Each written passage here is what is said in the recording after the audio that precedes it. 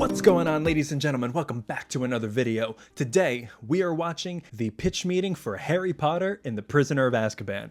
I am so excited to see what this one is all about because the third movie always kind of confused me. And it also felt like it was two movies crammed into one.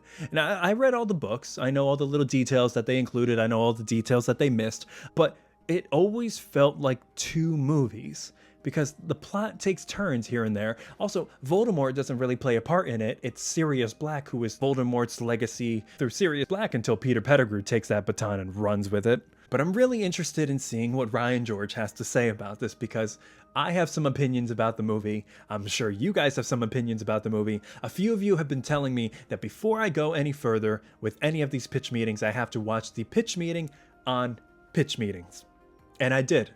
And it explains so much, all the jokes, the whole premise of what's going on, what the two characters are, the producer and the screenwriter, and their characters and personas, and the catchphrases, like super easy, barely an inconvenience. Oh, really? Oh, reacting to Ryan George's pitch meetings are tight. Every time I think of tight, I think of Tuco from Breaking Bad, who was tweaking out on meth. Anyway, enough with the...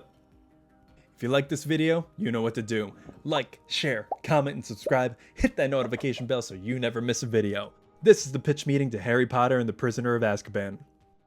Let's go.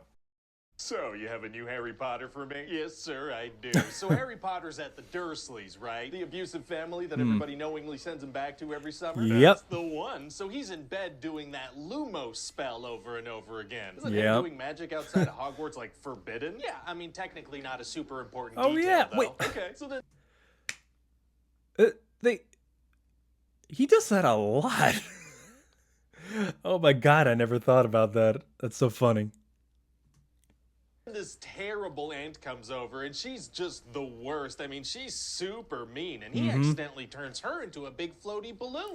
Oh yeah. Yep, I remember that. I love that. On the run because he did magic outside of school. You can't do that. But you just started the movie with him doing something. Oh, I did do that, didn't I? Whoops. Whoopsie, you silly goose. You goose that's silly. So anyway, then he takes this wacky convenience bus that wizards have and heads to the leaky cauldron. And what happens there? Well, the Minister of Magic is like, oh yeah, don't worry about the magic stuff. That's fine. Okay. So Harry gets some of his school books, one of which is a book of monsters that's an actual monster. Like it tries to bite you and it tears apart its own pages. Who would even publish that? I mean, it's right at this point that wizards have like zero consumer protection laws. That's a good point. So then Harry goes back to Hogwarts, which this year has completely changed geographically. What? So then Dumbledore... I never even bothered to see that. The whole landscape has changed. It's so hilly now. I wonder what the reason for that is. Like, why they changed all of the geography. I mean, they changed everything with this one, not just the geography. They changed Dumbledore's actor because of Richard Harris. That's really interesting. Huh, I gotta look that up.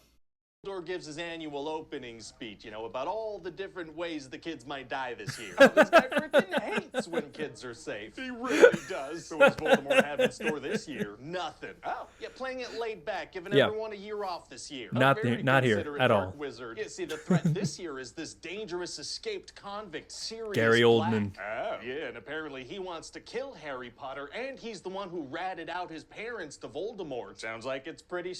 Ironic that they said that Sirius Black is the one who ratted out Harry's parents when the one who really ratted them out is literally a rat. Little on the nose. Serious. He's decent looking, sure.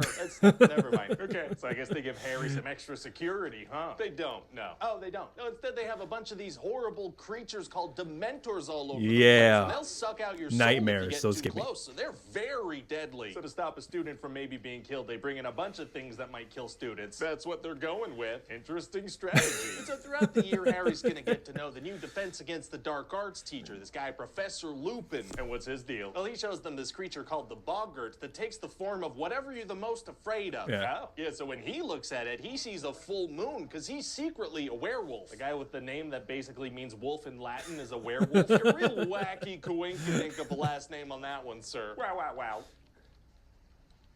Wow. So the trick to defeating a boggart is to imagine your fear doing something really funny. Like this one girl's afraid of a giant snake, so she thinks of a giant, unblinking clown. Oh my god, how is that better? Yeah, I don't know about that one, to be honest. Jeez. So anyway, eventually the Weasley... Comment down below what your fear would be and what you would replace it with. Not a blinking clown in a box, like Jesus Christ. Oh my god. Twins give Harry this little map called the Marauders map. And what does that do? This is friggin' map of Hogwarts that shows you where everybody is. Okay. That's really a powerful thing to have. Under Pettigrew, but Lupin's like, that's impossible. That guy's dead. Oh, very mysterious. Yeah, very mysterious. And later a dog drags Ron under a tree. Is that related to the plot, or is that just the thing that happens to Ron? Both, technically. Yeah. So now Harry and Hermione have to save him, but that tree is the Whomping Willow. Which also looks different. That willow? That Whomp? That's the one, yeah. I thought so. So the Whomping Willow freaking picks up Hermione, sends her spinning around in the air like crazy. Uh-oh. And then as she's whizzing on by, she picks up Harry with one arm and drags him along too. I feel like that would snap her arm. Yep. No, she's got like super strength for this one scene. Don't worry about it. No, okay, I won't. And then she launches him into this hole under the tree thanks to the superhuman coordination she also has in this scene. Oh, tree holes are tight. Gross. Okay. Yeah, this scene was like by far one of the most implausible things, and it kind of took me out of the reality of the movie. And like I was 10, I think, ish, but it still kind of took me out a little bit because like she grabbed him, and like I could maybe excuse it if like he just started flying with him, but they did the shot where he like looks at the camera, looks down at his shirt, and then looks back up, and then so like they knew exactly what they were doing. They were making it a little bit more absurd. And not only that, yes, she lets go of this maybe, 150-pound kid and drops him right into the human-sized hole under the tree. And I'm like, in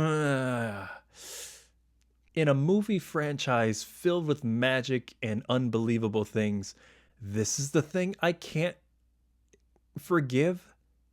I don't know. Something's wrong with me. So then they end up in this house, and Sirius Black is there. Oh, no. And then Lupin pops out, too, and turns out they're buddies. Oh. And they're going to talk super vaguely for a while to make it seem like they're evil and like they're going to kill Harry, but they're not. Our characters love speaking vaguely right before big twists. They sure do, sir. So then it turns out that Ron's rat, who was always on his lap, was a full-grown man named Peter Pettigrew, a.k.a. Wormtail, this whole time. That has just the most unsettling implications. Yeah. Fred and George never wondered why on the Marauders map there was a guy named Peter in bed with their brother every night. None of their business. What was Wormtail's strategy? Just live with the Weasleys for 12 years in the hopes that the kids would become friends with important wizards? Sure seems that way. Oh, yeah. Sirius's strategy, just break into a heavily guarded school and kill the one guy who could clear his name? Sure seems that way. Well, okay, then. So what happens with Wormtail? Well, he ends up escaping because Lupin forgot to take his full moon potion on a full moon, so he turns into a werewolf. A werewolf whose biggest fear is full moons. Forgot about the full moon? He does. And then also some Dementors start attacking, so Harry and Sirius are both like about to die. Oh man, it's gonna be tough to get out of that situation. Actually, it's gonna be super easy. Barely an inconvenience. Oh, really? Yeah, see, they use Hermione's time machine to go help themselves. What? Hermione has a time machine? Yeah. She was entrusted with this time turner device so she could double up on her classes and learn more. Why would they trust her? She's broken multiple rules multiple times over the past couple of movies. Yeah, but see, she's book smart, so they give her the ability to,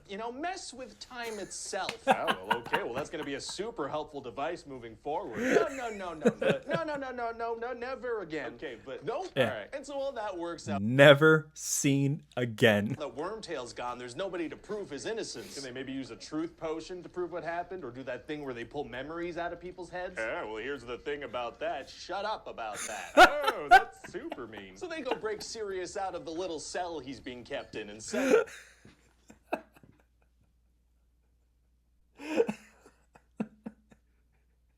oh my god. I can't say enough. Like his comedy. He was like, oh, well, here's the thing about that. Shut up about that. But it's such a good point. We don't ever see the resolution to a lot of these things. And the time turner, like, where was that with Voldemort? Free. Aren't there any guards or anything? No, see, they capture one of the most wanted criminals in the wizarding world and leave him in a little unguarded cell. Oh, well, that's great. Yeah, not even a Dementor around there. How does the movie end? Well, Harry gets a very nice new broom, and then we freeze frame on him enjoying it. What? Yeah, just an aggressive freeze frame on him enjoying it. That's... Yep. A choice? It sure is, sir. So what do you think? Well, it sounds like a great movie. Thank you. One more thing, though. Unfortunately, we're gonna have to find somebody new to play Dumbledore since Richard Harris passed away. Oh, yeah. Did you have anyone in mind? Well, I don't know, but it's gotta be someone who could bring his mysterious nature and great wisdom to the screen, you know? That's a good point, yeah. And that'll have to do until one day we cash in and give people the young, hot Dumbledore they really want. Why would anyone want to see that? I don't see that happening. I mean, in all fairness, like, Jude Law is a good Dumbledore. He pointed out so many of the things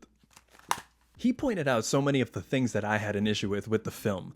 Not just like some storylines that didn't seem like they made sense, but the artistic choices, like the freeze frame at the very end. I was like, that feels wrong. It seemed convenient that Lupin forgot his potion. I didn't really think about Sirius not being guarded, but the time turner thing. I don't know if it was just me, but I was pretty fatigued by the time like Sirius was pretty much about to die and everything. When the movie now becomes about a time traveling adventure between Harry and Hermione to save Sirius and Buckbeak, I was like, I'm tired. Like, this feels like this should have ended, but now we've got like another like 40 minutes of this film only to end up with, okay, Sirius being saved. Yes, that's great. Buckbeak being saved. Okay, great. And then the freeze frame on Harry. And I'm like, that's not my payoff that I wanted. I didn't know where he was going to say super easy, barely an inconvenience, but he hit the nail right on the head. I mean, Ryan George is literally never wrong. Thanks so much for watching, guys. We'll be doing as many pitch meetings as we possibly can. We'll definitely be doing all the Harry Potter ones. If you like this video, I urge you please like, share, comment, and subscribe. Hit that notification bell so you never miss a video. Check out everything else we got going on the channel. Check out here, check the merch store, check Patreon. From one artist to another. Stay creative, and I'll see you again.